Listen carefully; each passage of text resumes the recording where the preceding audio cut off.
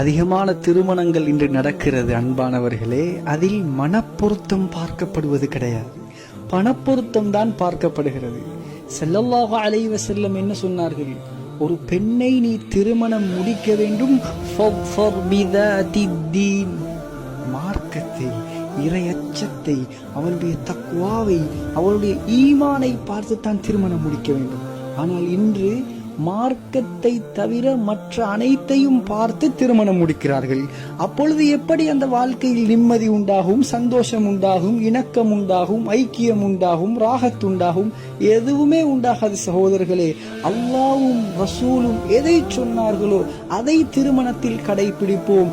அப்பொழுது அல்லாஹ் அந்த வாழ்க்கையில் நிம்மதியை ஏற்படுத்துவான், சந்தோஷத்தை ஏற்படுத்துவான், மகிழ்ச்சியை ஏற்படுத்துவான், சாலிகான வாரிசுகளை ஏற்படுத்துவான். வெறும் அழிந்து போகக்கூடிய துனியாவை மாத்திரம் பார்த்து பெண்களை